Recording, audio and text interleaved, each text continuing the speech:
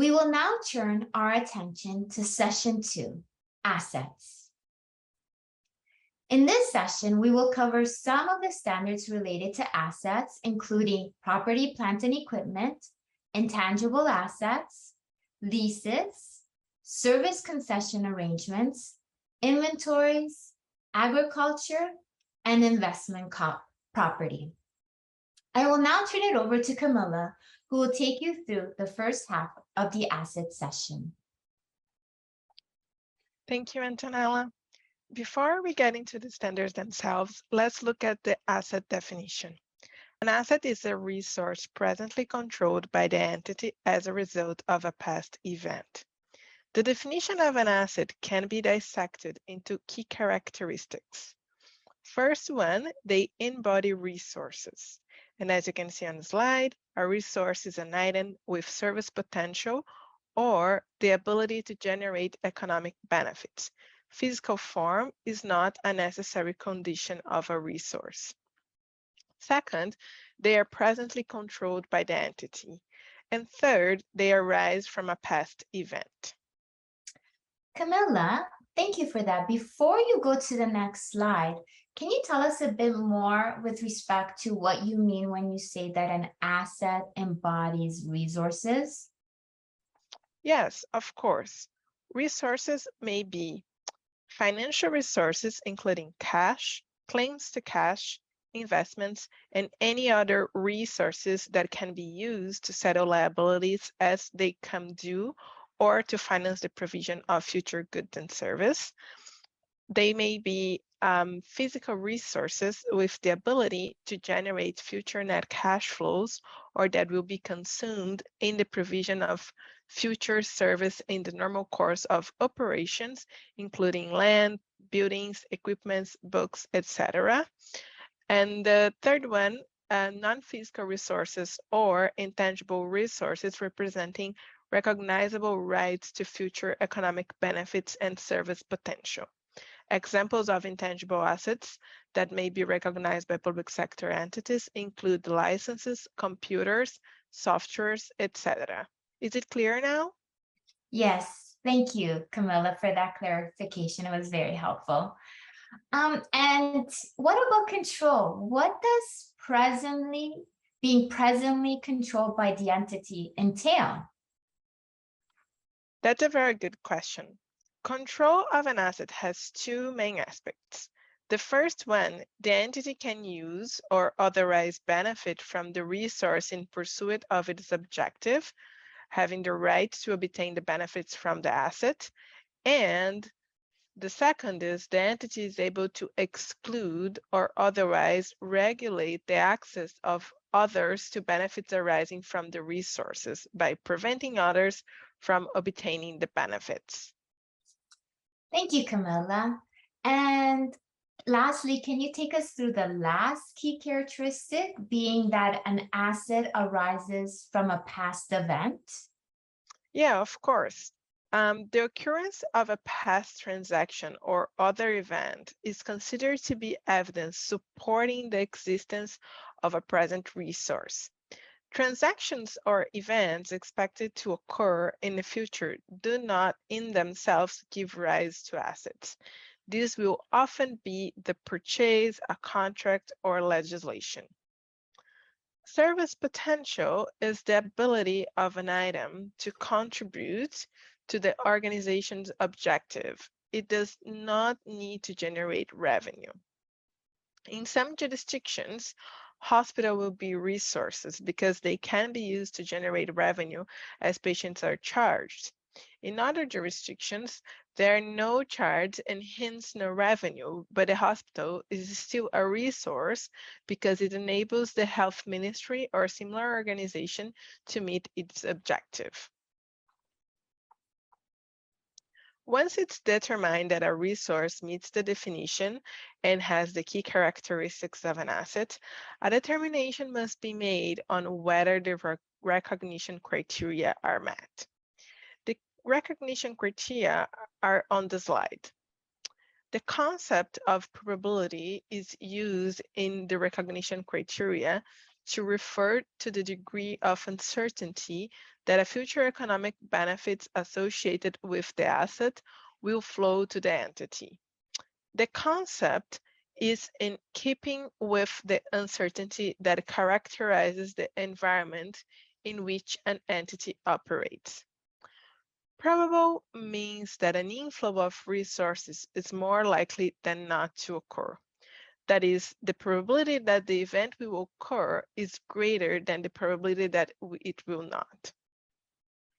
With respect to the second criteria, an item may not be recognized in the financial statements because a reasonable estimate cannot be made of the amount involved. However, just because an estimate is involved does not mean the measurement is unreliable. Here we have a decision tree to summarize all we have discussed so far. First, consider the item in the context of the definition of an asset. If it does not meet the definition, then nothing further is required. If the item meets the definition of an asset, then you will need to determine the appropriate IPSAS to use in recognizing the asset in the financial statements. Camilla, I see on the slide that when making an assessment of whether or not an item meets the definition of an asset, the entity should consider if it's a monetary or non-monetary asset. Can you talk a bit more about this? Excellent observation. Yes. This slide shows we should consider whether it's a monetary or a non-monetary asset. Let's clarify what a monetary asset versus a non-monetary asset means. Monetary assets are units of currency and other assets to be received in fixed or determinable units of currency. Examples are cash, accounts, and loans receivable, temporary investments.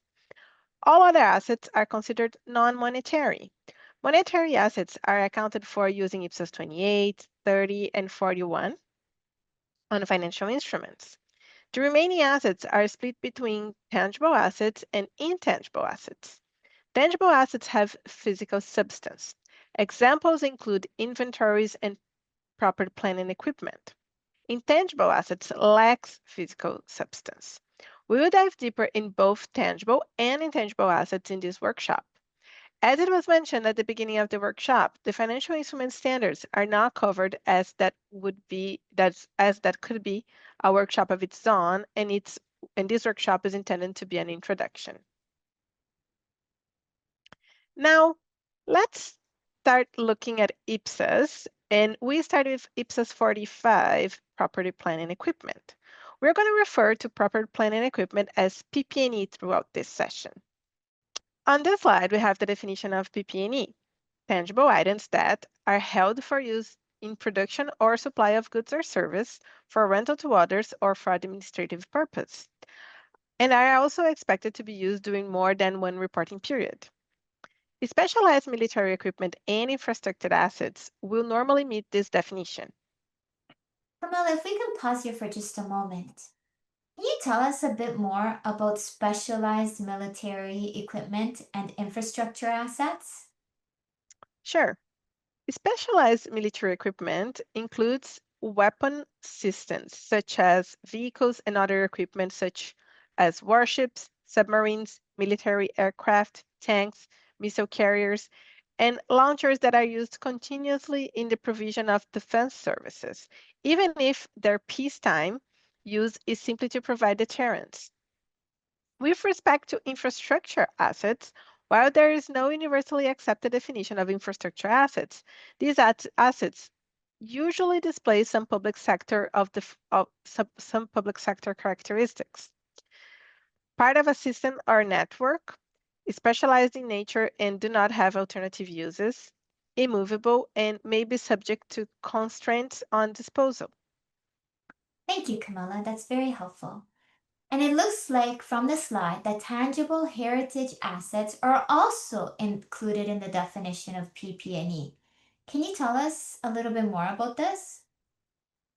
Yes, tangible heritage assets that meet the definition of PP&E should be accounted for in accordance with IPSAS 45.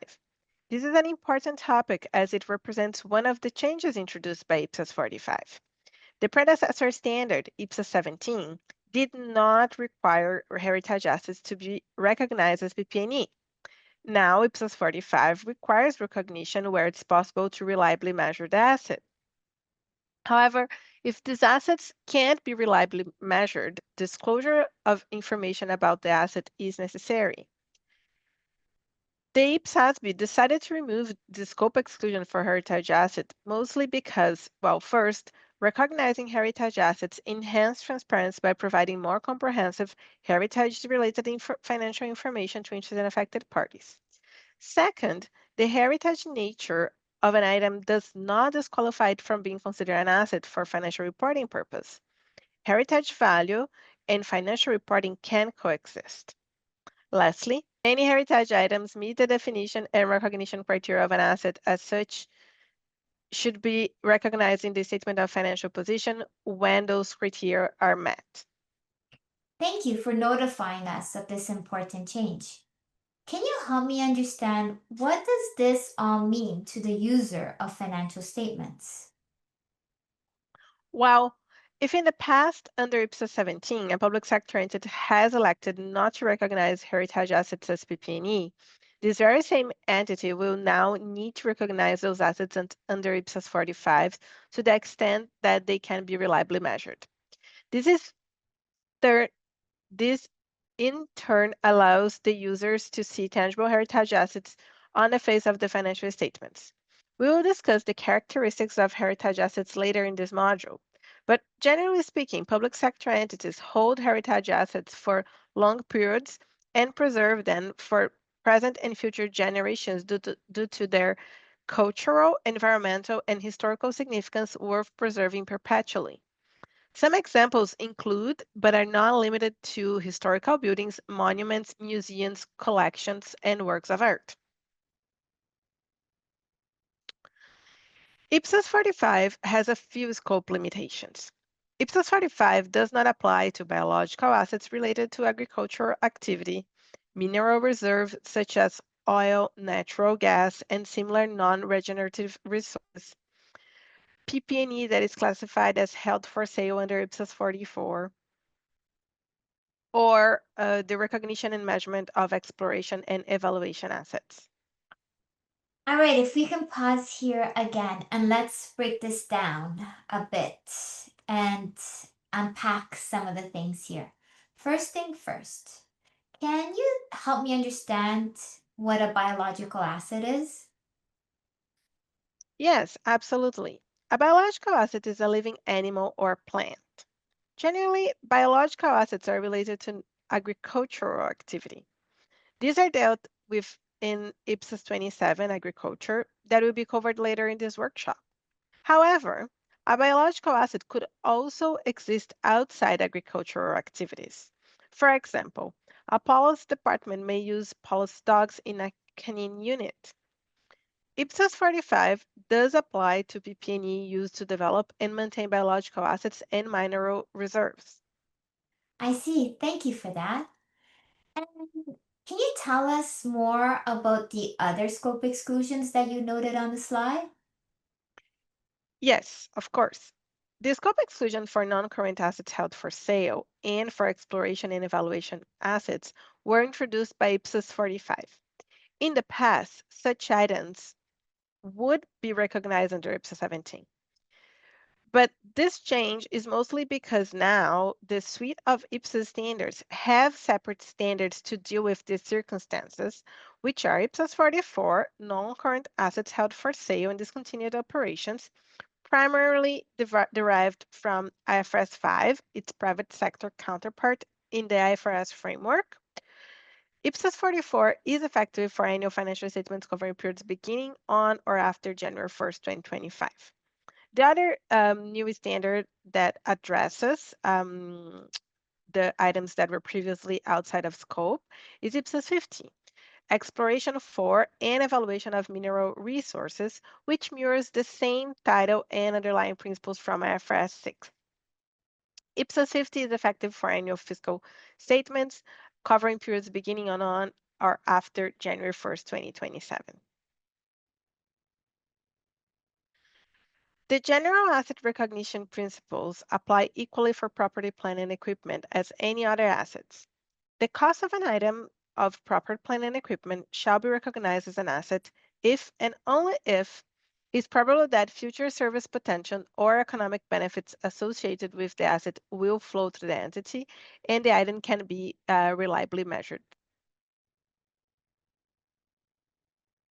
Now, let's discuss how property, plant, and equipment be measurement when initially recognized as an asset. An item of property, plant, and equipment that qualifies for recognition should be measurement as its cost, which typically the cash price equivalent. Elements of the cost for PP&E include purchase price, including import duties and non-refundable taxes, net of trade discounts and rebates. Directly attributable costs, meaning any cost to bring the asset to its intended location and condition, ensuring that the asset is capable of operating as management intends. Dismantling and removal costs associated with retirement, disposal, or abandonment of the assets. When an asset is acquired through a non-exchange transaction, its cost is measured at DIM cost. DIM cost is determined by applying IPSAS 46 measurement. DIM cost is defined as an amount used as a surrogate for transaction price at the measurement date. DIM cost is intended to reflect how the asset is used by the entity. Now, let's take a look at the measurement options after initial recognition provided by IPSAS 45. The historical cost model and the current value model. Under the historical cost model, after recognition, items are carried at historical cost and reduced by accumulated depreciation and any impairment losses.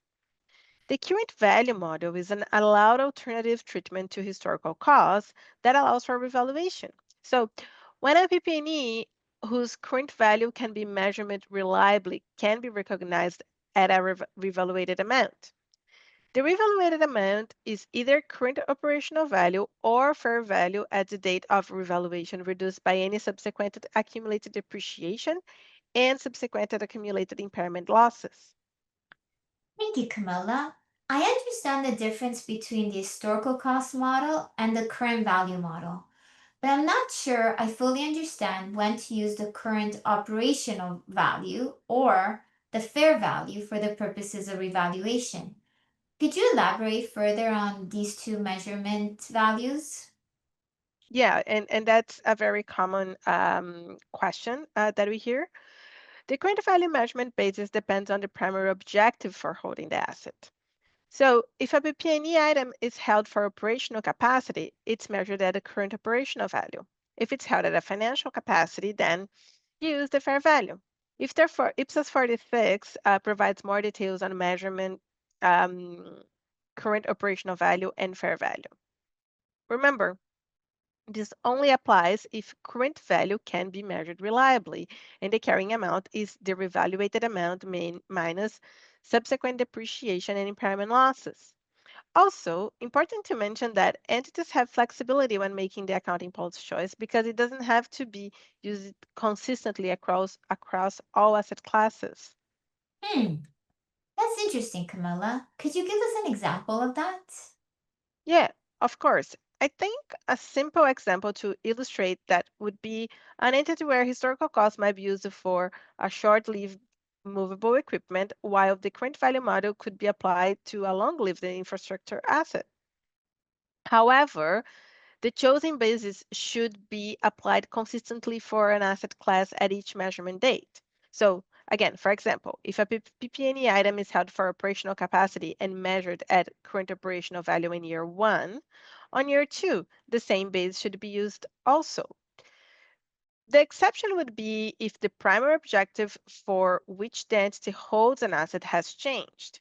In that case, a change in the current value measurement basis from current operational value to fair value or vice versa may be appropriate. Thank you, Camilla. That is really helpful. I'm thinking as you're speaking, and I don't recall the current value model existing under the old IPSAS 17. Am I correct? Is this a new approach introduced by IPSAS 45? Excellent observation. You're correct. Let's break this down to understand the evolution from IPSAS 17 to IPSAS 45. Under IPSAS 17, the models were the cost model, which is the same as the historical model under IPSAS 45, and the revaluation model. The revaluation model is therefore the current value model in IPSAS 45. However, under IPSAS 17, the revaluation amount was based on the fair value of the asset. The selection of current value measurement basis between current operational value or fair value is a key difference between IPSAS 17 and 45. This change reflects a more nuanced approach to valuation in the public sector, recognizing that assets may be held for different purpose and therefore should be measured differently. Now, let's take a closer look at the historical cost and current value models on the next slide. Here we have a summary of the two measurement models for PP&E under IPSAS 45, the historical cost model and the current value model. Our focus today will primarily be on the historical cost model, as this is the one that is widely used by public sector entities because it is reliable, easy to understand, simple to apply, and cost effective. Under the historical cost model, PP&E is measured at its original cost at recognition. The carrying amount is calculated as original cost minus calculated depreciation and impairment losses. While we won't cover the current value model in depth today due to its complexity, it's important to understand some key points. Measurement at current operational value is for operational assets and fair value is for financial assets. The carrying amount is calculated as revaluated amount minus subsequent depreciation and impairment losses. Depreciation is based on the revaluated amount at the date of revaluation. On depreciation, an item of proper plant and equipment with a finite useful life is depreciated. Land usually has an indefinite useful life. There is a rebuttable presumption that non-land property, plant, and equipment has a finite useful life. So, a PP&E with finite useful life is depreciated, while PP&E with an indefinite useful life is not depreciated. Camilla, before you move forward, I'd like to ask you a question. What is useful life? Yeah, that's a very good question. Useful life is the period over which an asset is expected to be available for use by an entity, or the number of production or similar units expected to be obtained from the asset by an entity. Thank you, Camilla. That is helpful to make sure that we're all on the same page. Is there any other concepts related to depreciation that we should know? Yeah, we also use the terms depreciable amount and residual value. The depreciable amount is essentially the cost of an asset or any other amount that substitutes for its cost minus its residual value. The residual value of an asset is the estimated amount that an entity would receive if it were to dispose of the asset today, taking into account the costs associated with the disposal of the asset. It also considers if the assets were already of the age and in the condition expected at the end of its useful life.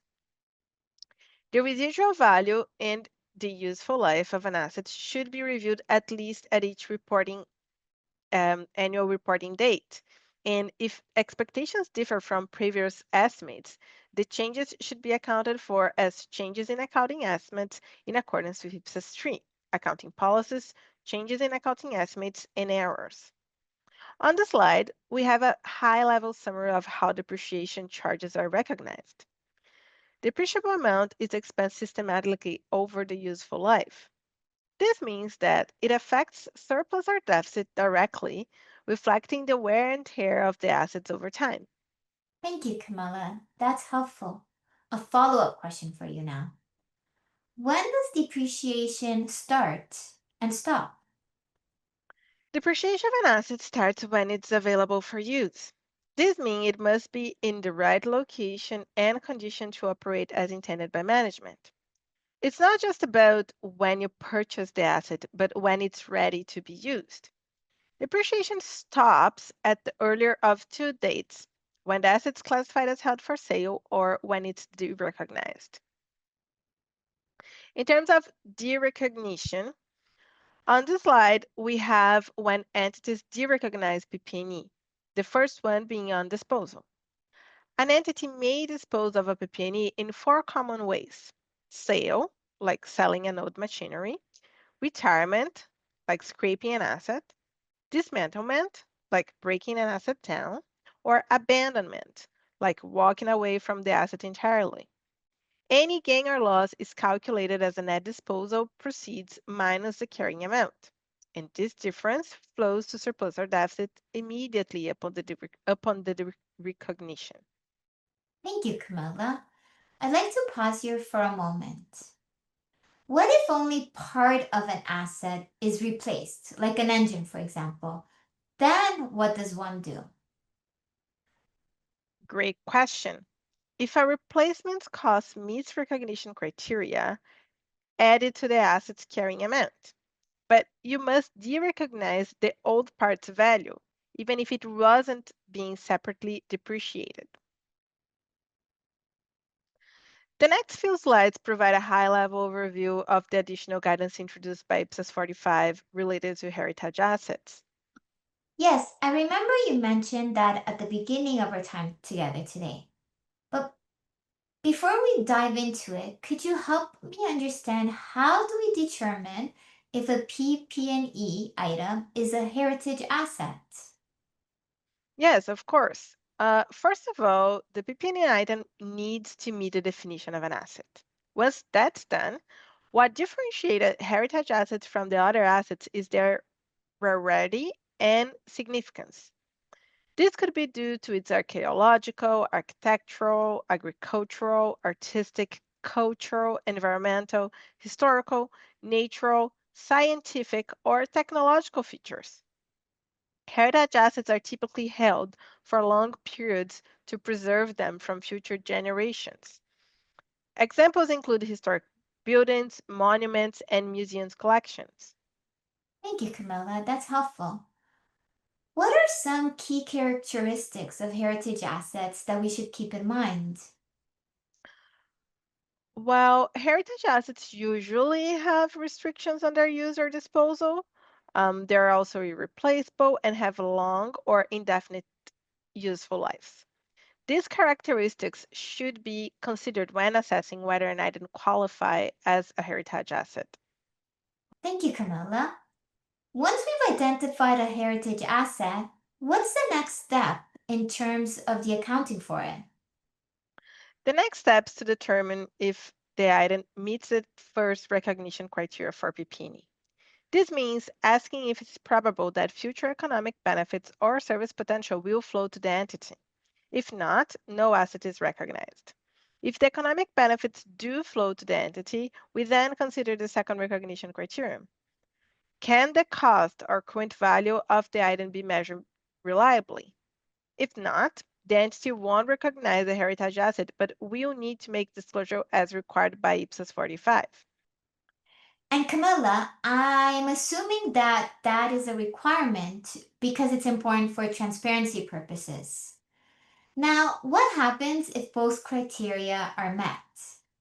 If both criteria are met, meaning the benefits will flow to the entity and the item can be measured reliably, then the entity will recognize the heritage asset at its cost or deem the cost. The entity must then determine if the useful life is finite or indefinite. As we mentioned earlier today, if it's indefinite, the asset isn't depreciated, and if it's finite, the entity will depreciate the asset over its useful life. When an entity has recognized the heritage assets, it will need to determine whether that asset should be depreciated. This will depend on whether the asset has a finite or indefinite life. As we mentioned earlier, under IPSAS 45, there is a rebuttable presumption that most non-land PP&E have finite lives. But if a heritage asset has an indefinite useful life, an analysis of the relevant factors must show that it's reasonable to consider that there is no foreseeable limit to the period over which it's expected to provide service potential or be used operationally. That's interesting. And what are these factors that public sector entities must consider when performing this analysis? The first factor entities should assess is the service potential.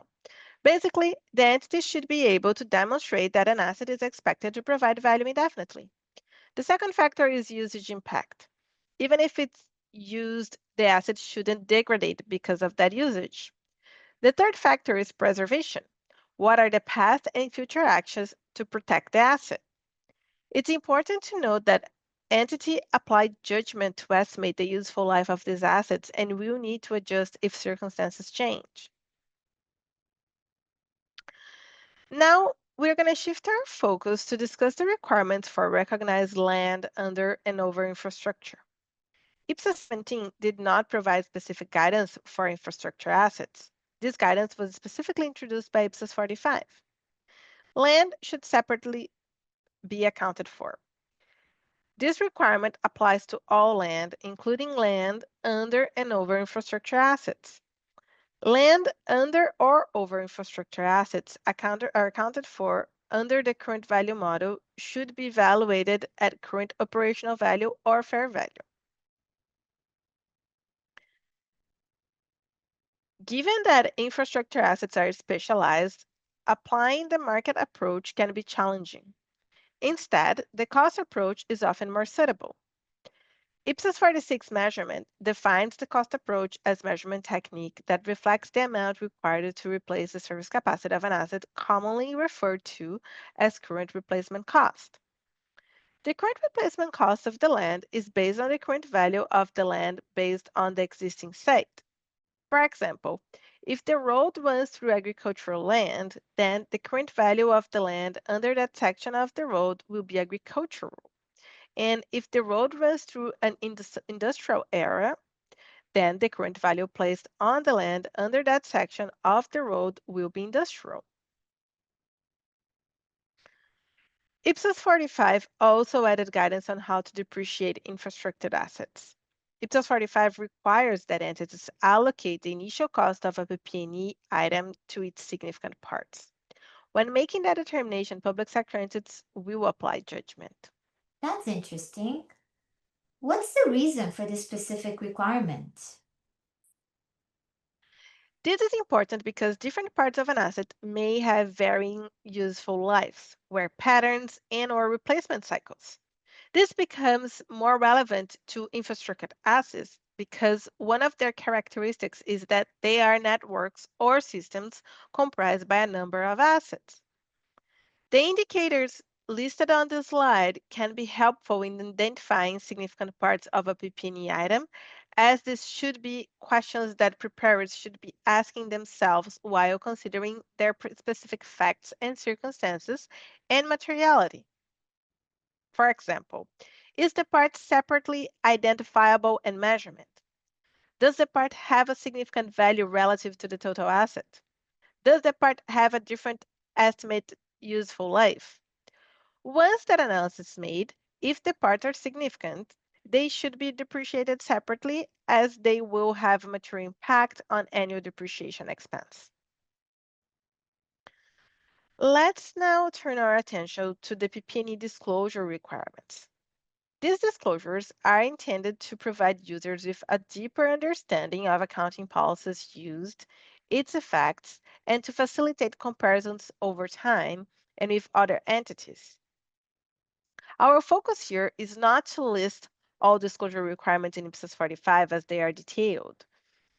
The primary disclosures required for each class of PP&E reported in the financial statements include the measurement basis used for determining the gross carrying amount. Measurement basis would indicate whether the cost model or revaluation model has been used. The depreciation methods used, the useful life or the depreciation rates used, the gross carrying amount and the accumulated depreciation aggregated with accumulated impairment losses at the beginning and end of the period, a reconciliation of the gross carrying amount and accumulated depreciation at the beginning and end of the period. IPSAS 45 includes an illustrative example of disclosures. An entity might incur in debt and related borrowing costs associated with the acquisition, construction, or production of plant, property, and equipment. IPSAS 5 borrowing costs prescribes the account treatment for borrowing costs. Wow, Camilla, that's a full other standard for us to deal with.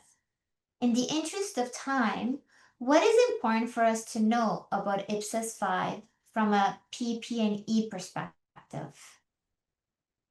I know it sounds too much, but it's not really.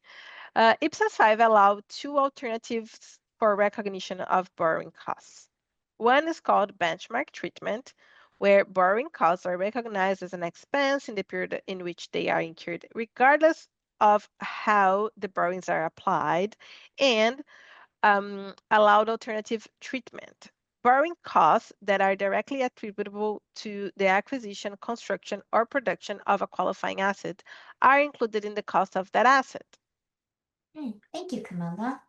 Another question, a follow-up question for you.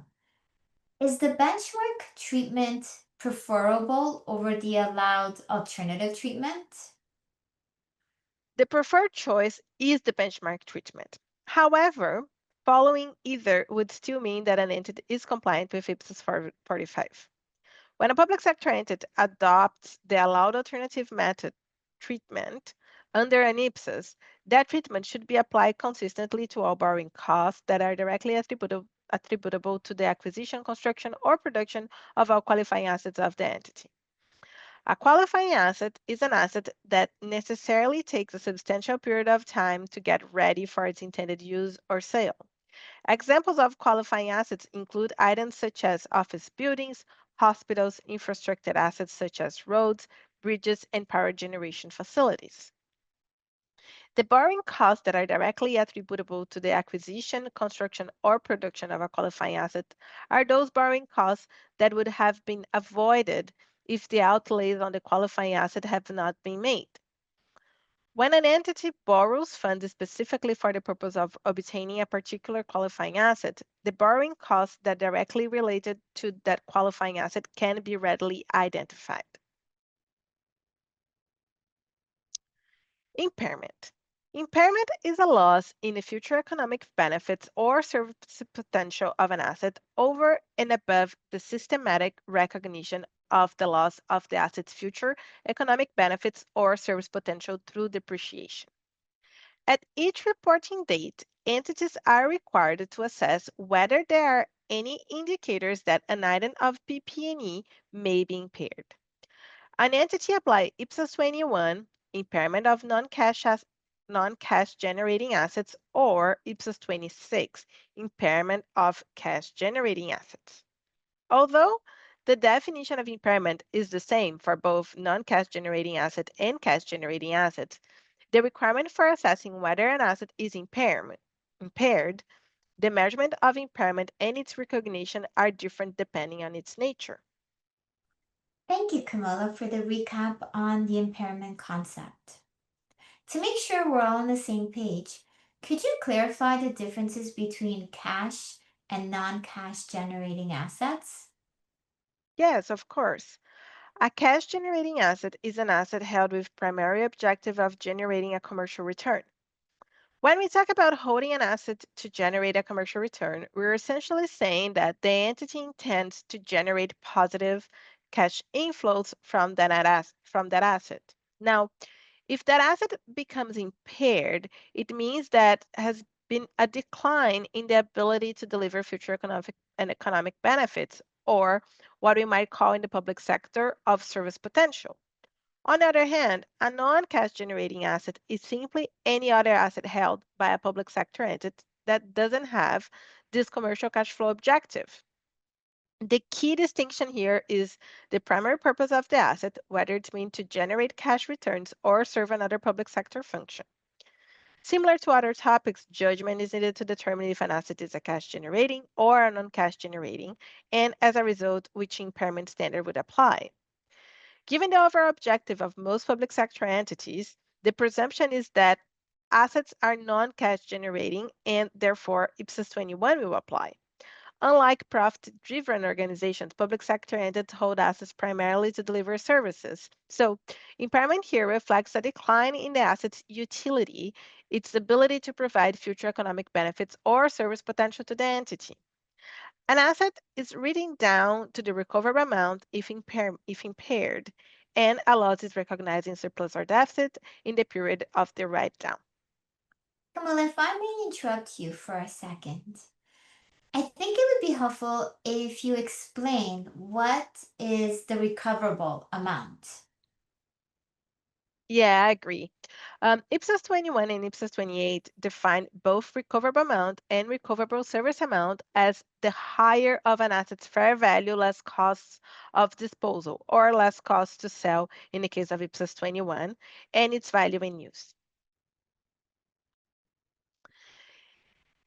IPSAS 21 and IPSAS 26 contain a list of key indicators that an impairment loss may have occurred for non-cash generator and cash generating assets, respectively.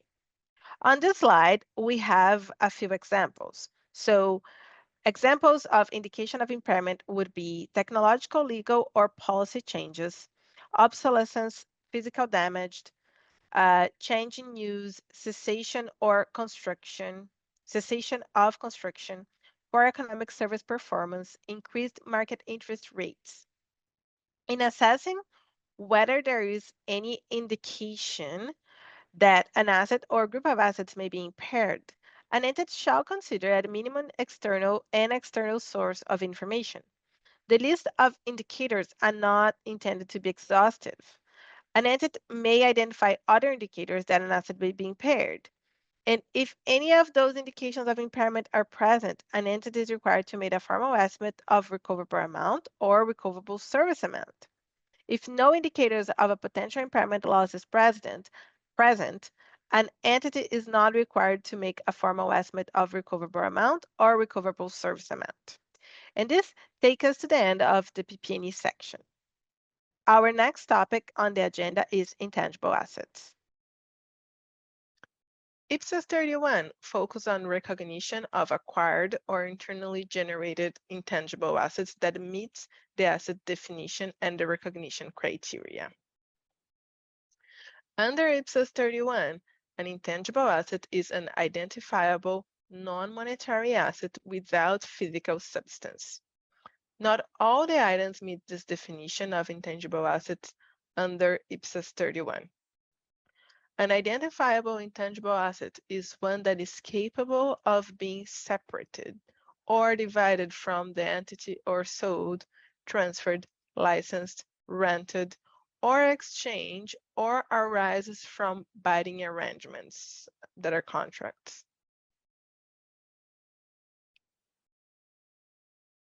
Intangible assets must be identifiable, and in order to be recognized as an intangible asset, it must be controlled by the entity. There are cases in the public sector where an intangible asset is acquired under a binding arrangement, and this definition still applies. Public sector entities often acquire computer software licenses. These generally meet the definition of an acquired intangible asset, with the exception it's rare for public sector entities to acquire intangible assets under a binding arrangement. Most acquired intangible assets will meet the criteria for recognition. Examples include software, brands and trademarks, and in-process research and development. With the exception of software, it's rare for public sector entities to acquire intangible assets. Intangible assets are measured at cost on initial recognition. If they are acquired through a non-exchange transaction, the deemed cost is the fair value of the intangible asset at the date of acquisition. Recognition of an internally generated asset has stricter criteria. Expenditure incurred during the research phase of an intangible asset cannot be capitalized. Expenditure incurred within the development phase of an intangible asset can be capitalized where the recognition criteria are met. And Camilla, can you tell us this criteria that is needed to demonstrate that an entity is in the development phase? Absolutely. Expenditure on the development phase can be capitalized as an intangible asset where the recognition criteria are met.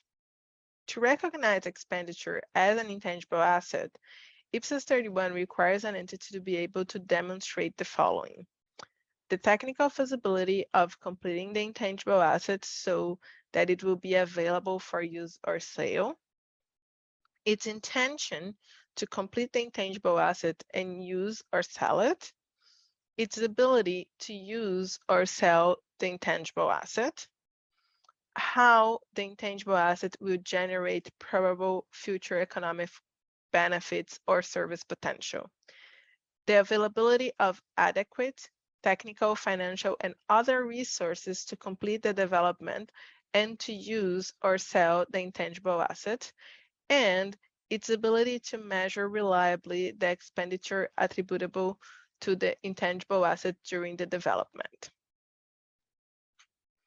Most subsequent additions or replacement of intangible assets are usually expensed.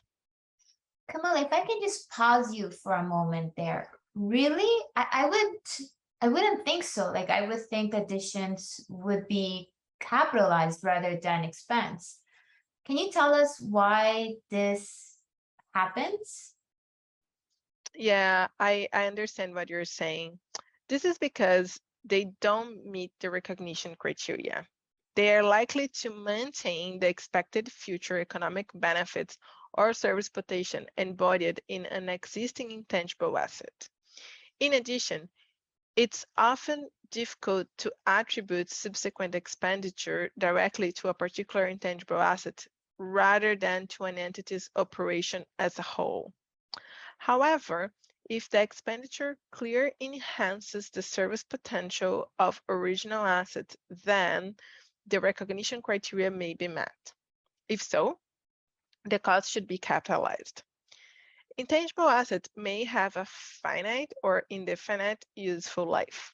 Where an intangible asset has a finite useful life, it is amortized over that useful life. Where an intangible asset has an indefinite useful life, it's not amortized. However, it's reviewed for impairment at least annually. Public sector entities may acquire intangible assets through public sector combinations or acquisitions. The accounting for public sector combination is set out in IPSAS 40 public sector combinations. When an intangible asset is acquired through a public sector combination, the cost of the intangible assets is the fair value at the acquisition date. The probability of future economic benefits or service potential flowing to the entity is always considered to be satisfied for intangible assets acquired in a public sector combination because it expects there to be economic benefits from the combination. Intangible assets acquired in a public sector combination are recognized separately from goodwill. If an entity cannot identify the intangible asset, it forms part of goodwill and it's not recognized separately. And this takes us to the end of the intangible asset session.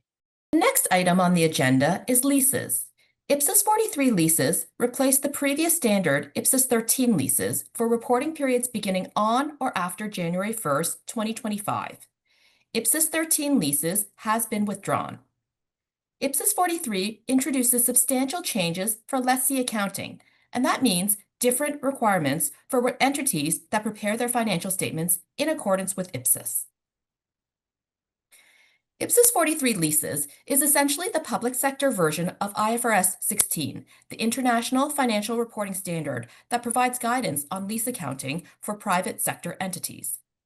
In fact, extracts of IFRS 16 have been reproduced in IPSAS 43 with the permission of the IFRS Foundation, meaning that the core principles of lease accounting under IFRS 16 also apply under IPSAS 43 while still addressing public sector specifics. And this is what we will be exploring in more detail in this part of the module. Starting with the scope of IPSAS 43, an entity is required to apply the standard to all leases, which includes leases of right-of-use assets, even in the case of subleases. IPSAS 43 does not apply to the following items: leases for minerals, oil, natural gas, and similar non-regenerative resources. Leases of biological assets covered under IPSAS 27 agriculture when held by a lessee. Service concession arrangements addressed in IPSAS 32, and licensing agreements for items like films, patents, or copyrights. These fall under the scope of IPSAS 31 intangible assets that we just discussed under intellectual property rules rather than lease accounting. It is important to mention that a lessee may, but is not required to, apply IPSAS 43 to leases of intangible assets other than licensing agreements. IPSAS 43 introduces two different accounting models, one for lessees and one for lessors. For lessees, the standard requires entities to account for the right-of-use asset for all leases, except where IPSAS 43 permits exceptions for short-term or low-value leases on cost-benefit grounds. On the other hand, lessors continue to apply a risk and reward model, classifying leases as either operating or finance leases, similar to the previous IPSAS 13 approach. Stella, before we dive deep into the accounting models used in IPSAS 43, could you start by explaining what a lease is? Absolutely. This is what we'll be looking at on our next slide. Simply put, a lease is a contract, or sometimes part of a larger contract, that gives one party the right to use an asset, what we call the underlying asset, for a specific period. In return, the user provides some form of payment or consideration to the owner. In addition to the definition of a lease, IPSAS 43 provides some other key definitions that will be important as we move along this module. The distinction between an underlying asset and a right-of-use asset is critical to the lessee accounting model under IPSAS 43. Let's break this down. The underlying asset is the tangible or intangible asset that is subject to the lease for which the right of use of that asset has been provided by a lessor to a lessee, for example, a building, vehicle, or equipment. The right of use asset represents the lessee's right to use an underlying asset for the lease term and only exists as a result of the lease contract. When in the process of identifying a lease, the questions entities should be asking themselves include, is this contract a lease, or does this contract contain a lease? That's a great starting point, Stella. How do we determine if a contract contains a lease? Well, under IPSAS 43, at the inception of any contract, an entity should assess whether the contract is a lease. If throughout the period there are changes to the terms and conditions of the contract, a reassessment is required. In general terms, a lease exists when the contract gives the right to control the use of an identified asset for a period of time in exchange for consideration. Thank you, Stella. That's helpful. And it does sound easy. However, I can see some complexity with it. Like, how do we determine if a contract gives control over an asset? You're absolutely right. And to help entities make that determination, IPSAS 43 provides in its application guidance two conditions that need to be met at the same time by the customer throughout the period of use. The first one is that the customer must have the right to obtain substantially all of the economic benefits or service potential from using the asset. The second one, and equally important, is that the customer must have the right to direct how the asset is used. The application guidance in IPSAS 43 also provides a flow chart that may help entities in making the assessment of whether the contract is a lease or contains one. When a contract is a lease or contains a lease, we need to determine whether it includes any non-lease components that should be accounted for separately. This is important because IPSAS requires us to separately account for lease components and non-lease components in a contract. That's an important point, Stella. Could you give us an example of where a contract has a lease and a non-lease component? Sure, an example of a contract with both a lease component and a non-lease component would be a lease of a standalone vehicle, the lease component, with servicing and breakdown recovery services included, the non-lease component. In these circumstances, where you have a mix of lease and non-lease components, the lessee shall allocate the total contract consideration to each component based on the standalone price. Is the standalone price a new concept that we should be aware of? Not really. Standalone price is similar to the concept of standalone value in IPSAS 47. Basically, it is what the lessor or a similar supplier would charge for each component individually. Lessees have a practical expedient. They can elect, by class of asset, not to separate non-lease components from lease components, treating them as a single lease. The lease term is a non-cancelable period of a lease that also includes options to extend the lease if the lessee is reasonably certain to exercise that option, or to terminate the lease if the lessee is reasonably certain not to exercise that option. Thank you, Stella. I think it would be helpful to understand how an entity determines what's reasonably certain. Agreed. Being reasonably certain in lease options involves considering all relevant facts and circumstances that create an economic incentive for the lessee to exercise the option to extend the lease or not to exercise the option to terminate the lease. This includes factors like market conditions, financial benefits, and contractual obligations. When there is a significant event or change in circumstances, a lessee should reassess whether they are reasonably certain to exercise an extension option or not to exercise a termination option. At commencement, the lessee shall recognize two items: the right of use asset, reflecting their control of the leased asset, and the corresponding lease liability, the obligation to make payments. The commencement date will be the first date on which the lessee controls an asset under the lease agreement, and is different from the date on which the lessee enters into the lease agreement, which is referred to as the inception date.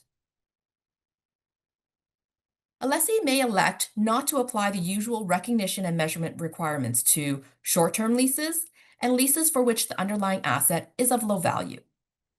Stella, if we could pause for a moment. You mentioned short-term leases. What is considered a short-term lease? A short-term lease is a lease that, at the commencement date, has a lease term of 12 months or less.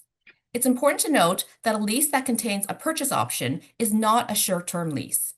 Where an entity elects to use the exception for short-term leases, this must be made by class of underlying asset. That is, the exception can be used for all short-term leases of the same type of asset or none. If the lease is later modified or extended beyond 12 months, it's treated as a new lease. Thank you, Stella. And you also mentioned low-value leases. Can you tell us a bit more about these? An underlying asset can be of low value only if it meets the following criteria. First, the lessee can benefit from the use of the underlying asset on its own or together with other resources that are readily available to the lessee. And second, the underlying asset is not highly dependent on or highly interrelated with other assets. Where an entity elects to use the exception for leases of low value, this can be made on a lease-by-lease basis. Examples of low-value underlying assets can include tablets, personal computers, small items of office furniture, and telephones. The accounting treatment for when the lessee does not apply the usual recognition and measurement requirements is that the lease payments are recognized as an expense either on a straight-line basis over the lease term or on another systematic basis. A lessee recognizes the cost shown on this slide as part of the cost of the right-of-use asset when it incurs an obligation for those costs. The cost of the right-of-use asset is comprised of the amount of the initial measurement of the lease liability, any lease payments made at or before the commencement date, less any lease incentives received, any initial direct costs incurred by the lessee, and an estimate of any costs expected to be incurred for restoring the site or asset. At the commencement date, the lessee measures the lease liability at the present value of the lease payments that are not paid at that date. The lease payments are discounted using the interest rate implicit in the lease if that rate can be readily determined.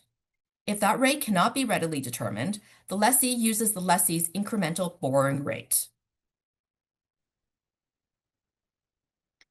At the commencement date, the lease payments include the measurement of the lease liability comprised comprising the following payments for the right to use the underlying asset during the lease term that have not been paid at the commencement date. First, we have fixed payments, including in-substance fixed payments, less any lease incentives that are receivable. Next, we have variable lease payments that depend on an index or rate. Some examples of these include payments linked to a consumer price index, payments linked to a benchmark interest rate, or payments that vary to reflect changes in the market rental. Next, we have amounts expected to be payable under residual value guarantees, and we also have the exercise price of a purchase option if the lessee is reasonably certain to exercise that option. Finally, we also include any penalty payments for terminating the lease if the lease term reflects the lessee exercising an option to terminate the lease. Stella, if we can pause here for another moment. This slide and the right of use asset slide that was shown a few moments ago show calculations. At the commencement date, would the amount recorded as a right of use asset be equal or different from the amount recorded as a liability? I think that the right of use asset amount would be different than the lease liability because the cost of the right of use asset starts off with the amount of initial measurement of the lease liability. However, it then adjusts for other items such as lease payments made. Thank you, Stella, for that clarification. I appreciate it. After the commencement date, the lessee measures the right of use asset by applying a historical cost model, which is cost less any accumulated depreciation and any accumulated impairment losses in accordance with IPSAS 21 and IPSAS 26. In terms of depreciation, entities apply IPSAS 45's requirements. However, the depreciation period will be based on the useful life of the underlying asset if ownership will transfer at the end of the lease. If not, the depreciation period is over the lease term or the useful life of the right of use asset, if it is shorter. Because the cost of the right of use asset reflects the cost of the lease liability, changes in accounting estimates resulting in remeasurements of the lease liability also affect the estimate of the cost of the right of use asset. IPSAS 16 and IPSAS 45 allow an entity to adopt an accounting policy of remeasuring assets. IPSAS 16 allows entities to adopt a current value model for measuring investment property. When an entity applies the current value model to own investment property, it is required to use the same model for right of use assets that meet the definition for investment property. IPSAS 45 also permits an entity to adopt a current value model in measuring some or all classes of property, plant, and equipment. If an entity uses the current value model for a class of property, plant, and equipment, it may, but is not required to, use the same model for the right of use assets related to that class. Unlike investment property, there is flexibility to choose between the current value model and the historical cost model for right of use assets. After the commencement date, the lessee measures the lease liability by increasing the carrying amount to reflect the interest on the lease liability, reducing the carrying amount to reflect the lease payments made, and remeasuring the carrying amount to reflect any reassessment or lease modifications, or to reflect revised in-substance fixed lease payments. Interest on the lease liability in each period is calculated as the amount that produces a constant periodic rate of interest on the remaining balance of the lease liability. After the commencement date, a lessee recognizes in surplus or deficit each of the following. First, we have interest on the lease liability. Second, we have the variable lease payments that are not included in the measurement of the lease liability in the period. These are the ones that do not depend on index or rate, such as payments based on revenue or profit sharing, and payments for use of the asset above a specified threshold. Next, we have depreciation on the right of use asset. And finally, we have impairment of the right of use asset. In some circumstances, other IPSAS may permit some or all of these costs to be included in the cost of another asset rather than being recognized as an expense. Stella, another pause. Could you provide us with an example? Of course, if a lessee uses a leased piece of equipment exclusively on the construction of an office building, the depreciation of the right of use asset for the leased equipment can be included in the cost of the building in accordance with IPSAS 45. Thank you, Stella. I noticed that not all the guidance applicable to leases will be in IPSAS 43.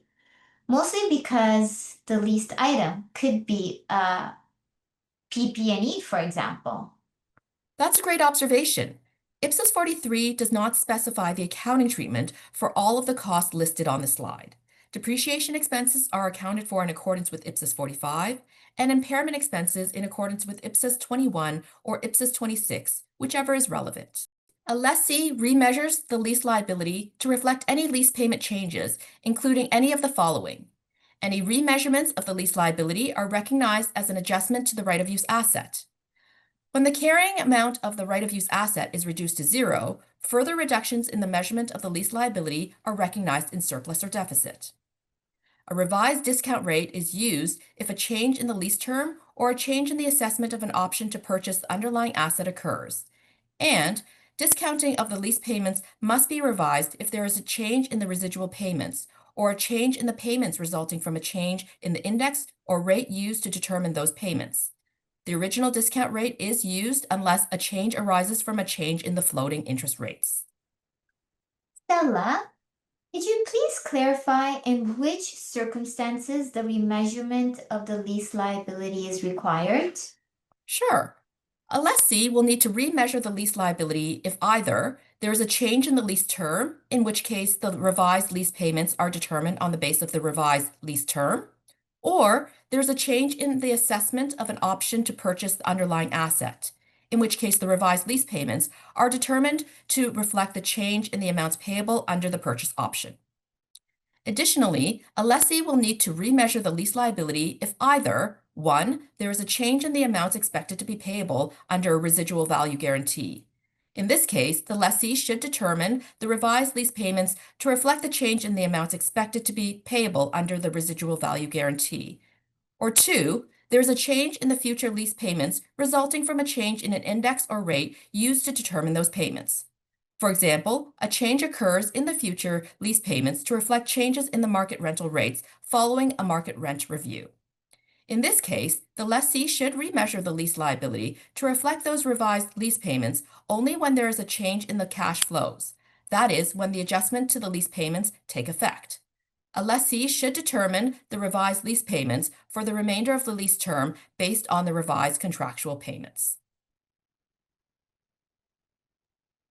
A lessee accounts for a lease modification as a separate lease if both the modification increases the scope of the lease by adding the right to use one or more of the underlying assets, and the consideration for the lease increases by the standalone price for the increase in scope and any appropriate adjustments. Stella, before you continue, can you tell us a bit more about what is a lease modification? Sure. A lease modification is a change in the scope of a lease or the consideration for a lease that was not part of the original terms and conditions of the lease. For example, adding or terminating the right to use one or more underlying assets, or extending or shortening the contractual lease term.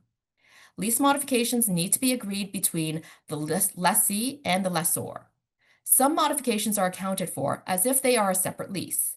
This is the case where the modification increases the scope of the lease by adding the right to use one or more underlying assets, and the consideration for the lease increases by an amount commensurate with the standalone price for the increase in the scope and any appropriate adjustments to the standalone price to reflect the circumstances of that particular contract. Where a lease modification is not accounted for as a separate lease, the lessee will need to allocate the consideration in the modified contract, determine the lease term of the modified contract, and remeasure the lease liability by discounting the revised lease payments using a revised discount rate or the incremental borrowing rate where the implicit interest rate is not readily available. These actions will need to be performed at the effective date of the lease modification. Where the lease modification is not accounted for as a separate lease, the lessee will need to account for the remeasurement of the lease liability by first decreasing the carrying amount of the right-of-use asset to reflect the partial or full termination of the lease for lease modifications that decrease the scope of the lease. The lessee should recognize any gain or loss relating to the partial or full termination of the lease in surplus or deficit. And lastly, making a corresponding adjustment to the right-of-use asset for all other lease modifications. Let's now discuss the presentation requirements for right-of-use assets and lease liabilities. Under IPSAS 43, the requirement is to present in the statement of financial position or disclose in the notes right-of-use assets separately from other assets and lease liabilities separately from other liabilities. If a lessee does not present their right-of-use assets separately in the statement of financial position, they will need to include them within the same line item as the corresponding underlying assets, for example, within property, plant, and equipment. However, disclosure is required to indicate which line items include right-of-use assets. There is an exception related to right-of-use assets meeting the definition of investment property. In these circumstances, the right-of-use assets should be presented as investment property. For lease liabilities, the presentation requirements are similar to the ones related to right-of-use assets. If not presented separately within the statement of financial position, the lessee will need to disclose the line items in which the lease liabilities are included. In the statement of financial performance, interest expense on the lease liability is presented separately from depreciation on the right-of-use asset. Next, within the cash flow statement, the requirements is to classify cash payments for the principal portion within the financing activity section and cash payments for the interest portion. IPSAS 2 cash flow statements does not specify how interest paid is to be classified within the cash flow statement unless the entity is a public financial institution. Interest paid under a lease contract should be treated consistently with other interest payments. And finally, for payments of short-term leases, leases of low-value assets, and variable lease payments not included in the measurement of the lease liability, these should be classified within the operating activities section of the cash flow statement. Now we're going to explore the disclosure requirements for lessees. Before getting into the requirements themselves, let's just step back and remind ourselves of why entities would provide these disclosures. Stella, my answer to that question is that it would be to provide users of financial statements with a comprehensive understanding of how leases affect a lessee's financial position, performance, and cash flows. Perfect. The information provided in the notes complement what is presented within the statement of financial position, statement of financial performance, and the cash flow statement. IPSAS 43 requires that a lessee disclose lease-related information in a single note or within a separate section of the financial statements. There is no need to duplicate information already presented elsewhere, but cross-references are required. On this slide, we have listed what should be disclosed for the reporting period. IPSAS 43 specifically says that these disclosures should be provided in a tabular format unless another format is more appropriate. Thank you, Stella. It looks like this brings us to the end of the portion related to IPSAS 43 requirements applicable to a lease contract by the lessee. Now it's time to move on to the accounting for the lease by the lessor. That's right. We talked a lot about the accounting for the lessee. Now let's take a look at what IPSAS 43 requirements are for the lessor. When accounting for a lease, the lessor applies the risk and rewards model. These requirements are similar but not identical to those provided in the previous IPSAS 13 standard. The primary issue for lessor accounting is determining whether a lease should be classified as a finance lease or as an operating lease. According to IPSAS 43, leases are accounted for based on their economic substance rather than their legal form. Could you elaborate on how this classification is determined? Of course, the classification depends on whether the risks and rewards of ownership of the asset lie with the lessee or the lessor. Risks include potential losses from idle capacity, technological obsolescence, or changes in value due to economic conditions. Rewards include the expectation of service potential or profitable operation over the life of the asset, appreciation gain in the value of the asset, or realization of a residual value. With these two concepts in mind, a lease is classified as a finance lease if it transfers substantially all of the risks and rewards incidental to ownership of an underlying asset. When the lease does not transfer substantially all of the risks and rewards incidental to ownership of an underlying asset, then it is an operating lease. Whether a lease is a finance lease or an operating lease depends on the substance of the transaction rather than the form of the contract. Examples of situations that individually or in combination would normally lead to a lease being classified as a finance lease are shown on this slide.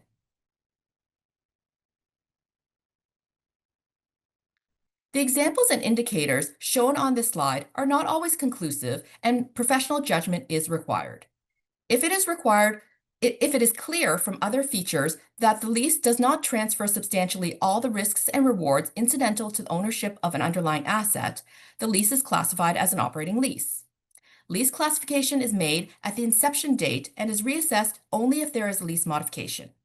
Changes in estimates, for example, changes in estimates of the economic life or of the residual value of the underlying asset, or changes in circumstances, for example, a default by the lessee, do not give rise to a new lease classification for accounting purposes.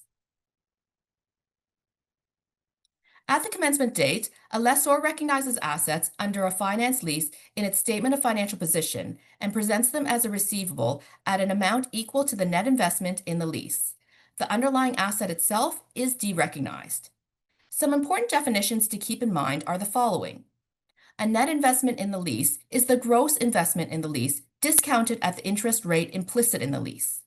A gross investment in the lease is the sum of 1. The lease payments receivable by a lessor under a finance lease, and 2. Any unguaranteed residual value accruing to the lessor.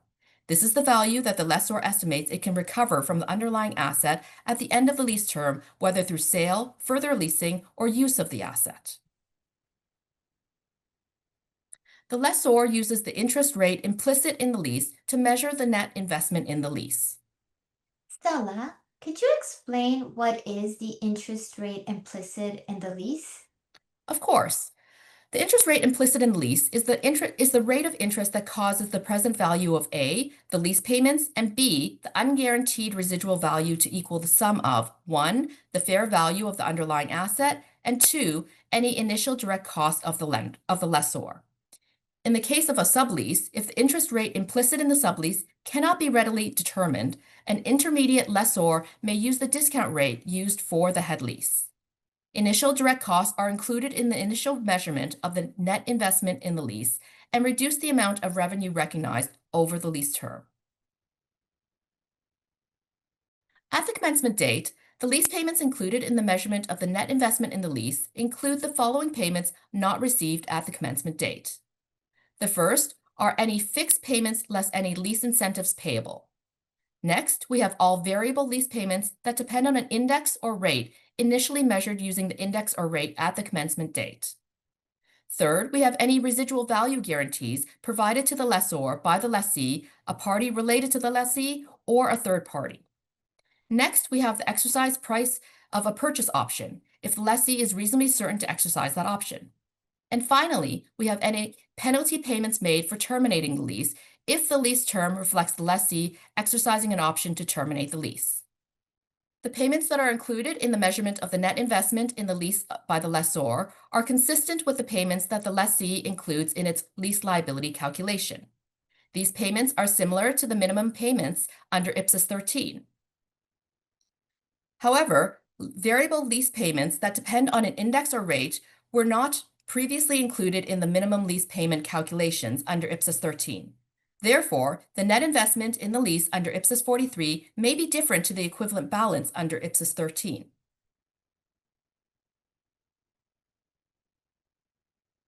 A lessor recognizes finance revenue over the lease term based on a pattern reflecting a constant periodic rate of return on the lessor's net investment in the lease.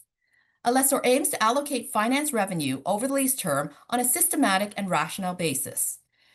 A lessor shall apply the lease payments relating to the period against the gross investment in the lease to reduce both the principal and the unearned finance revenue balances. A lessor shall apply the derecognition and impairment requirements in IPSAS 41 financial instruments to the net investment in the lease receivable.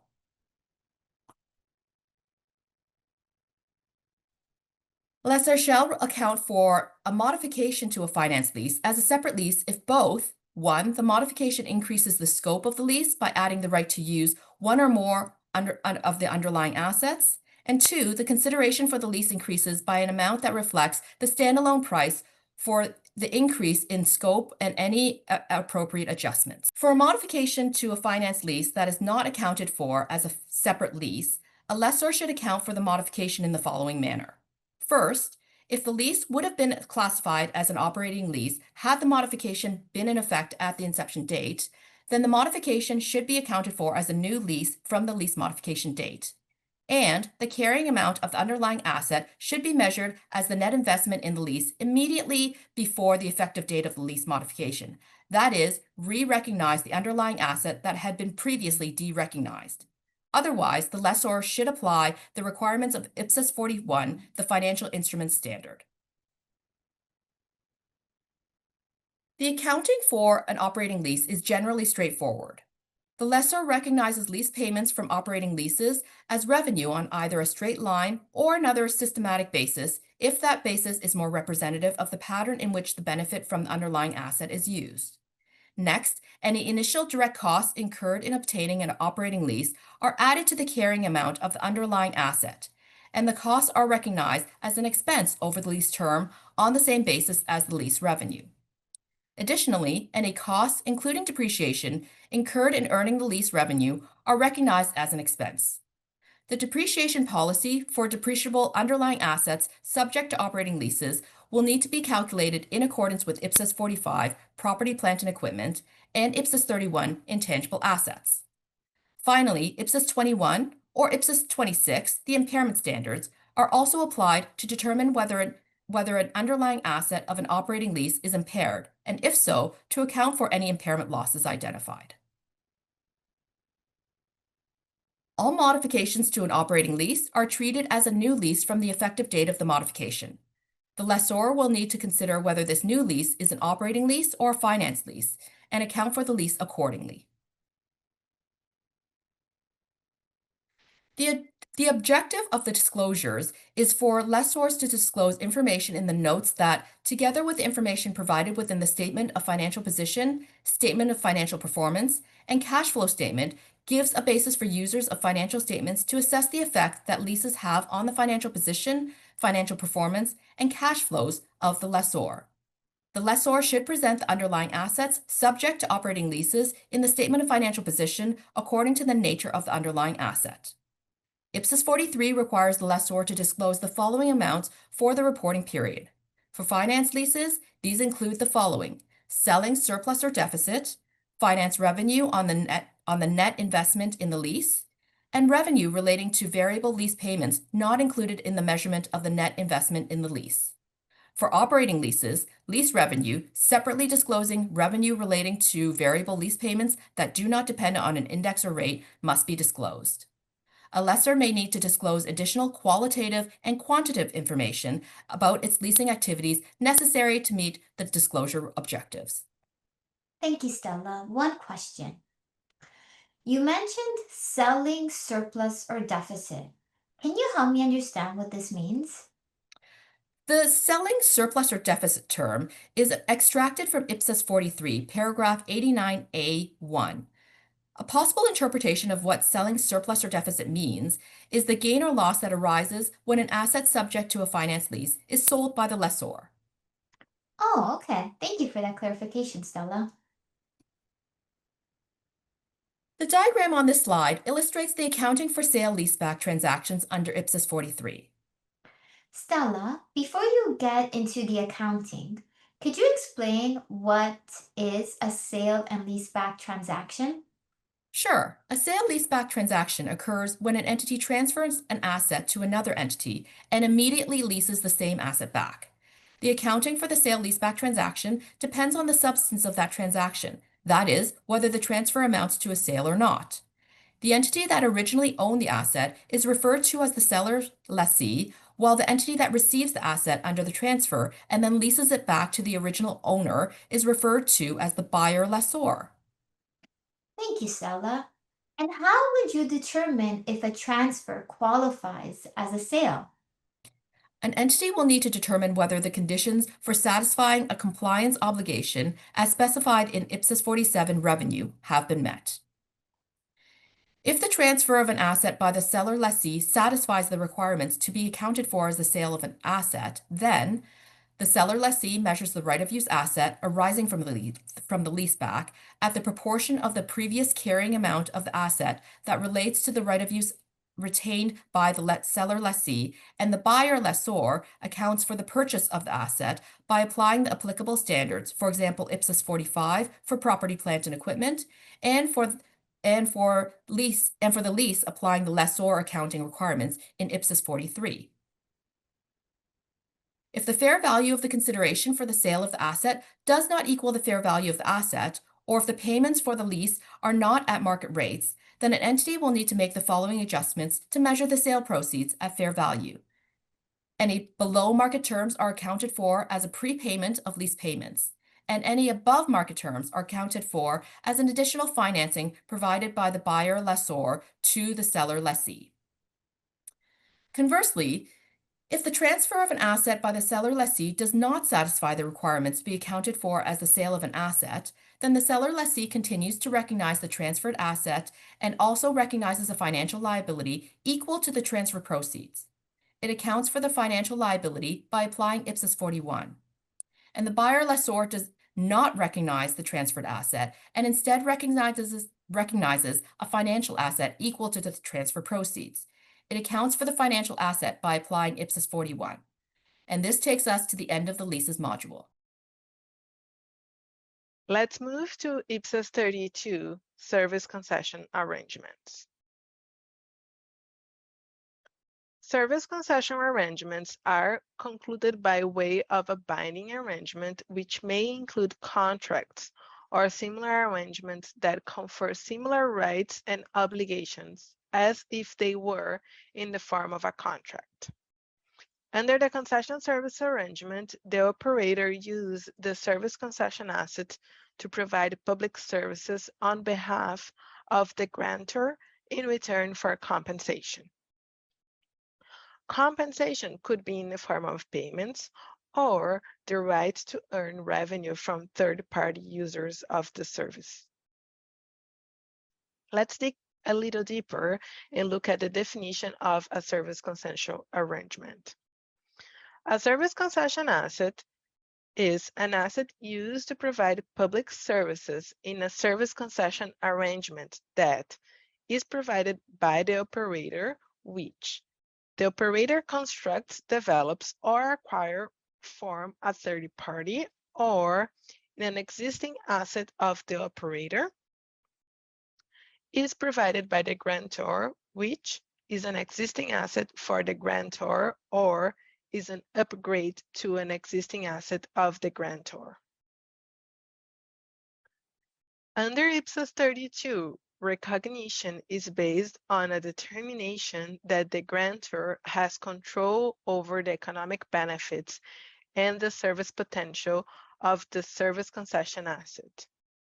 The grantor controls or regulates what the service the operator must provide with the asset, to whom it must provide them and at what price, and the grantor controls through ownership, beneficial entitlement, or otherwise any significant residual interest in the asset at the end of the term of the arrangement. Once it's determined that the grantor controls these two items, the grantor recognizes an asset provided by the operator and an upgrade to an existing asset of the grantor as a service concession asset. Once the recognition criteria is met, the grantor initially measures the service concession asset that is provided by the operator and an upgrade to an existing asset of the grantor at its fair value.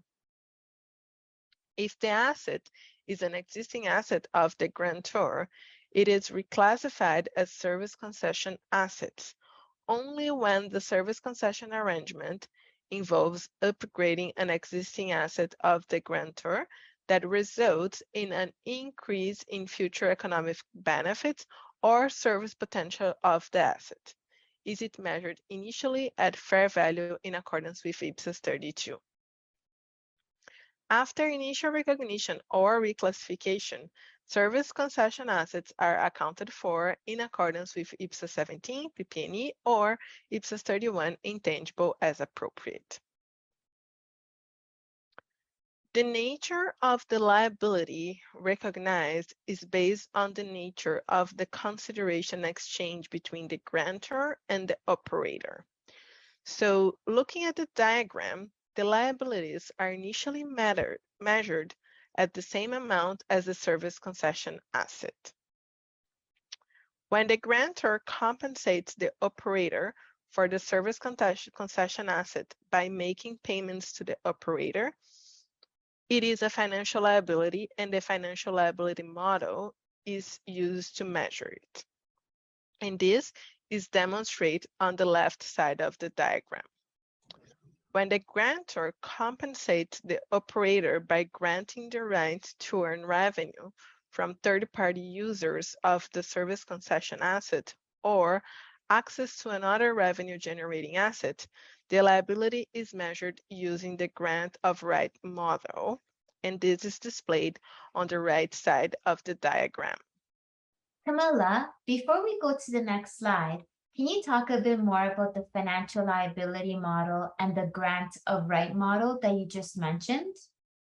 Yes, I can. There's so much to say about these models. For the purpose of this workshop, I'll try to keep it brief. In a financial liability model, there is an unconditional obligation to pay a specified amount of cash or another financial asset to the operator. This obligation is recognized as a financial liability and measured in accordance with financial instrument standards. In a grant of rights to the operator model, the grantor does not have an unconditional obligation to pay cash or another financial asset to the operator. The service concession arrangement is an exchange transaction in which the grantor has received a service concession asset in exchange for granting a right or a license to the operator to charge the third-party users of the public service that it provides on the grantor's behalf. Therefore, the exchange is accounted for as a revenue-generating transaction by the grantor. Until the criteria for recognition of revenue has been satisfied, the grantor recognizes a liability equivalent to the unearned portion of the revenue that will arise. The earned revenue is recognized over the term of the service concession arrangement. All aspects of a service concession arrangement are considered in determining the appropriate disclosures in the notes. There are minimal disclosure requirements, as you can see on the slide. The disclosures are provided individually for each material service concession arrangement or in aggregate for service concession arrangements involving services of a similar nature. For example, tool collection, telecommunications, or water treatment services. The grantor also applies the relevant presentation and disclosure requirements in other IPSAS as they related to assets, liabilities, revenues, and expenses recognized under IPSAS 32. And that takes us to the end of the service concession arrangement session. Now, I'm going to pass it over to Iman, who is going to take us through IPSAS 12 inventories.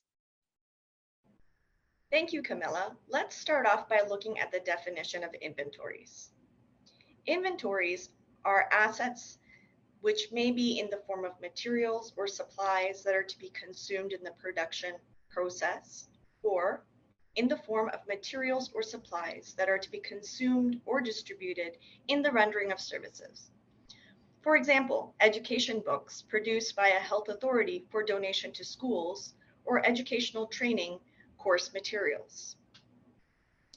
Inventory assets may be those that are held for sale or distribution in the ordinary course of operations, including land and other property held for sale, or inventory may also be found in the process of production. for sale or distribution. A few examples of inventories found in the public sector may include military inventories such as ammunition, missiles, rockets, or bombs, strategic stockpiles such as energy reserves, stocks of unused postal stamps and currency. Inventories should be measured at the lower cost and net realizable value. The cost of inventories includes all costs of purchase, costs of conversion, and other costs incurred in bringing the inventories to their present location and condition. However, inventories are measured at the lower of cost and current replacement cost where they are held for distribution at no charge or for a nominal charge, or consumption in the production process of goods to be distributed at no charge or for a nominal charge. Also, in the case of non-exchange transactions, an entity may receive inventory items without directly giving approximately equal value in exchange. Under such circumstances, the cost of inventory is its fair value as at the date it is acquired. Fair value reflects the amount for which the same inventory could be exchanged between knowledgeable and willing buyers and sellers in the marketplace. Iman, before you go to the next slide, you have mentioned terms such as net realizable value and current replacement cost. Can you talk a bit about these in terms of what they are? Sure. Net realizable value refers to the net amount that an entity expects to realize from the sale of inventory in the ordinary course of operation. Net realizable value is the estimated selling price in the ordinary course of operations less the estimated cost of completion and the estimated costs necessary to make the sale, exchange, or distribution. Net realizable value for inventories may not equal fair value less cost to sell. Whereas current replacement cost is the cost the entity would incur to acquire the assets on the reporting date. When inventories are sold, exchanged, or distributed, the carrying amount of those inventories is recognized as an expense in the period in which the related revenue is recognized.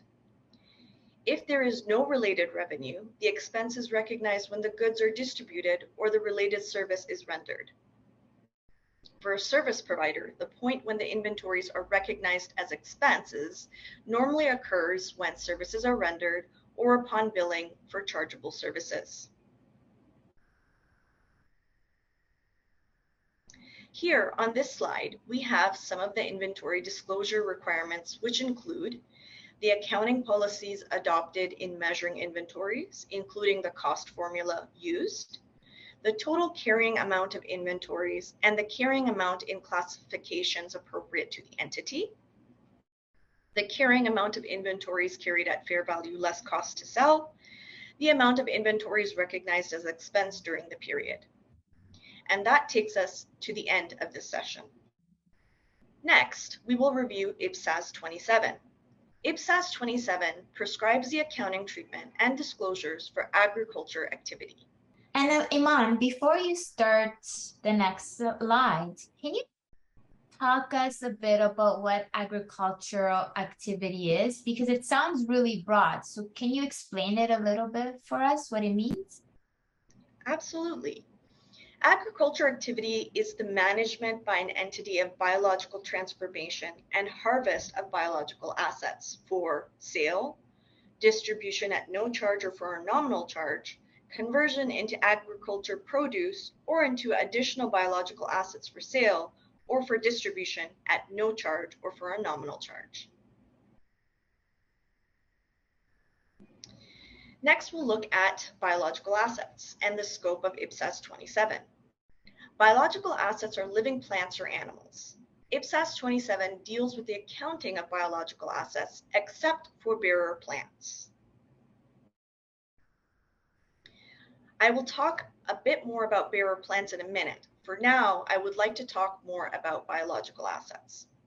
Biological assets are used in many activities undertaken by public sector entities. If biological assets are used for research, education, transportation, entertainment, recreation, customs control, or in any other activities that are not agriculture activities, they are not accounted for in accordance with IPSAS 27. However, when they meet the definition of an asset, other IPSAS should be considered in determining the appropriate accounting. For example, IPSAS 12 for inventories or IPSAS 17 for property, plant, and equipment. IPSAS 27 does not deal with the processing of agriculture produce after harvest and biological assets held for provision or supply of services. And Iman, before you go to the next slide, can you talk a bit more about these two scope exclusions? Sure. An example of an agriculture produce after harvest is the processing of, say, grapes into wine by a vintner who has grown the grapes. While such processing may be a logical and natural extension of agriculture activity, the events taking place may bear some similarity to biological transformation. Such processing is not included in the definition of agriculture activity in IPSAS 27. With respect to biological assets held for provision or supply of services, examples of such biological assets include horses and dogs for policing purposes, and plants or trees in parks and gardens operated for recreational purposes. These biological assets are not held for the use in agriculture activity because they are not routinely managed for the purposes of measuring and monitoring the change in quality and quantity brought about by the biological transformation or harvest as described in IPSAS 27. Thank you, Iman. That information was very helpful. No problem. Now, let's take a look at bearer plants in a little more detail. On this slide, we have the definition of a bearer plant. A bearer plant is a living plant that is used in the production or supply of agriculture produce, is expected to bear produce for more than one period, and has a remote likelihood of being sold as agriculture produce except for incidental scrap sales. Bearer plants are accounted for in accordance with IPSAS 17, property, plant, and equipment. This reflects the fact that the benefits provided by bearer plants are consistent with other property, plant, and equipment. Thank you, Iman. And before you go to the next slide, I just want to see if I understand what you just said. So based on what you just said, it sounds like animals, let's say a sheep that bears produce like wool, would meet the definition you just outlined. Is that correct? Not quite. The definition of a bearer plant does not include animals, even if an animal is expected to bear produce for more than one period. Interesting. Thank you, Iman. You're welcome.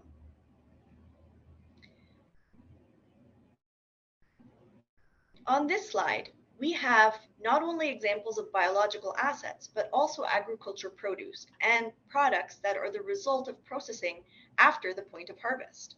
Let's review some of these examples. So sheep are biological assets. They may be used for the production of an agriculture produce such as wool, like you mentioned earlier, Antonella, but it may also be processed after harvest to produce, for example, carpets. Similarly, biological assets may be dairy cattle that is used for the production of agriculture produce such as milk, which can then be processed into cheese. So Iman, just to make sure I understand everything that you just said, because this is sort of a new area, biological assets, except for bearer plants and agricultural produce at the point of harvest, are in scope of IPSAS 27. But the third column that you see on this slide, the results of processing after harvest, are not in scope. Is that correct? You are absolutely right. After the point of harvest, IPSAS 12 or another applicable standard is applied. The same general recognition principles for all other assets also apply in this case. Let's recap the asset recognition criteria reviewed in the beginning of the presentation. Biological assets or agriculture produce is recognized when an entity controls an asset that has resulted from a past event, the probable future economic benefits or service potential will flow to the entity, and the fair value or cost can be measured reliably.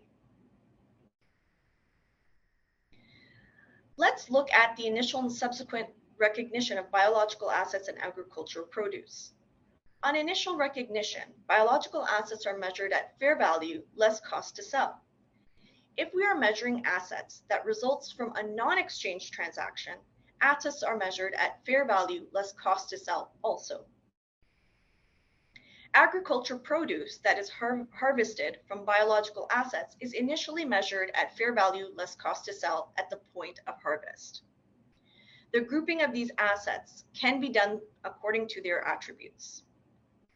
Subsequent measurement of biological assets would involve measuring the assets at fair value less cost to sell at each reporting date. Agriculture produce is measured at fair value less cost to sell at the point of harvest. Any gains or losses are recognized in surplus and deficit for the period in which they arise. This slide includes some of the disclosures related to IPSAS 27.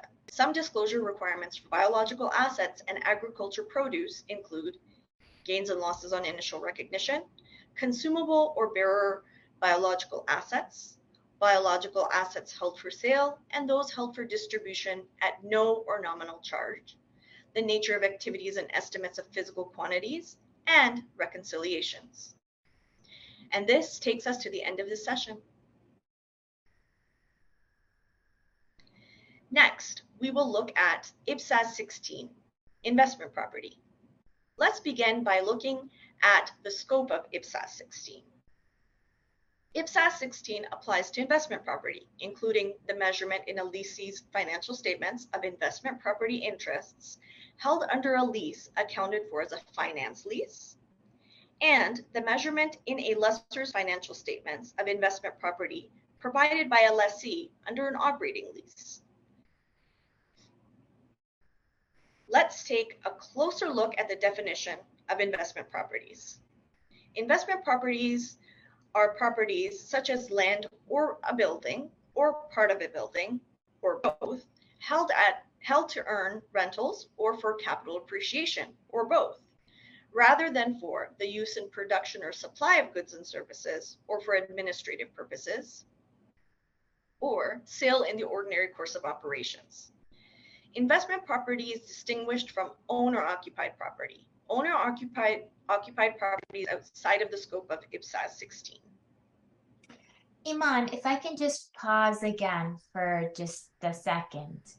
So from what you said, IPSAS 16 distinguishes investment property from owner-occupied property, which is outside the scope of this standard.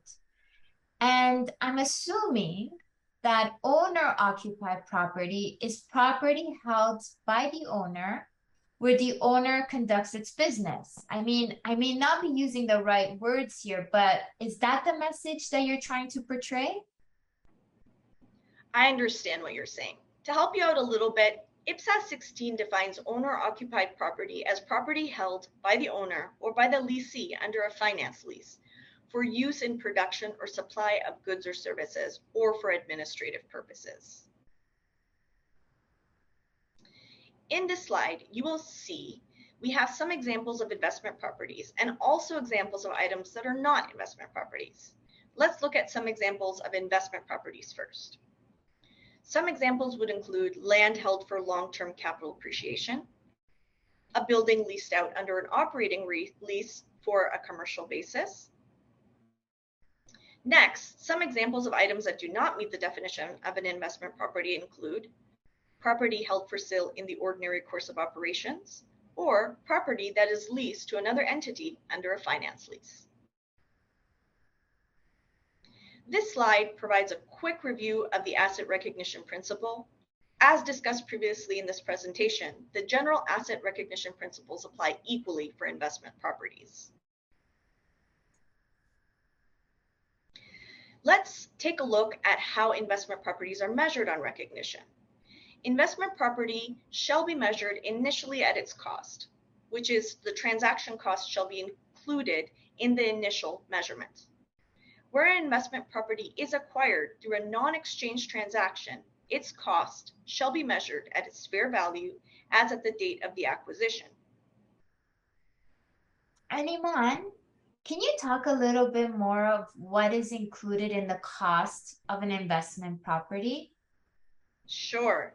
The cost of a purchased investment property comprises its purchase price and any directly attributable expenditure. Directly attributable expenditure includes, for example, professional fees for legal services, property transfer taxes, other transaction costs. The cost of investment property is not increased by startup costs unless they are necessary to bring the property to the condition necessary for it to be capable of operating in a manner intended by management, or operating losses incurred before the investment property achieves the planned level of occupancy, or abnormal amounts of wasted material, labor, or other resources incurred in constructing or developing the property. An investment property may be acquired through a non-exchange transaction. To close off our discussion on this IPSAS, let's take a look at subsequent measurement now. IPSAS 16 permits two approaches to subsequent measurement. An entity chooses as its accounting policy either the fair value model or the cost model and applies that policy to all of its investment property.